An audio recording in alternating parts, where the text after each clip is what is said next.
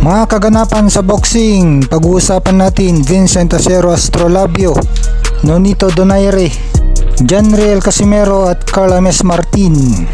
Ang pagbabalik ni Vincent Acero Astrolabio, courtesy ng Viva Promotions mga Lods, homecoming sa Sultan Kudarat.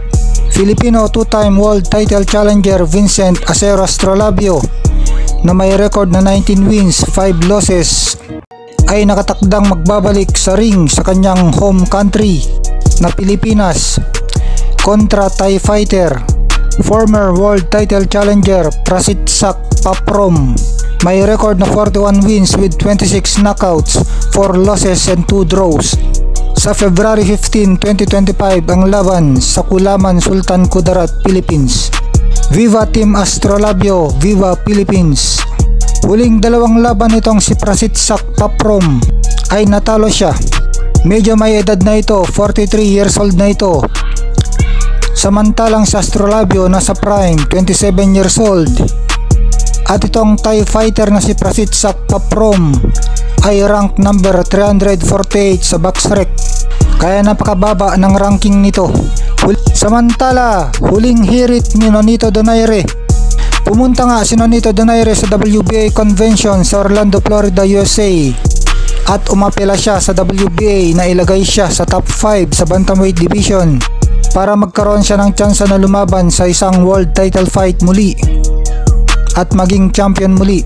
Nagulat naman ang mga audience sa ginawang ito ni Nonito Donaire na siya mismo ang nagrepresenta sa sarili niya na humiling sa WBA na ilagay siya sa top 5 sa bantamweight division. Pero maski kinagulat ng mga audience ang ginawang ito ni Nonito Donaire, ay sinuportahan naman si Donaire ng mga tao at pinalakpakan pa sa katapangan na kanyang ginawa. Ito ang patunay na magaling talagang magmarket ng sarili si Nonito Donaire. Okay lang naman yun, tingin natin na may karapatan naman siya dahil sa napakakulay na accomplishment niya sa boxing. Hindi pa natin alam kung pagbibigyan ng kahilingan niya ng WBA. Ang may hawak ngayon ng WBA world title sa bantamweight ay ang Japanese fighter Seiya Tsutsumi. Huling laban ni Nonito Donaire ay noong July 2023 kung saan nabigo siya para may panalo ang bakanteng WBC na corona noon. Natalo siya kay Mexican Alejandro Santiago. Close fight ang naging laban nila pero nanalo si Santiago via unanimous decision. Si Nonito Donaire ay edad 42 years old na ngayon sa kasalukuyan. Samantala, nag-react naman si 3 Division World Champion Janriel Cuadro Alas Casimero sa rumor na humihingi ng 10 million pesos ang team Carl James Martin, Wonderboy, para maglaban sila ng angas ng Pinas.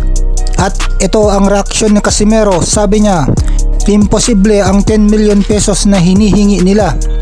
Kahit nga 1 milyon, hindi pa nga yan nakahawak. Sinabi ito ni Casimero via Facebook Live.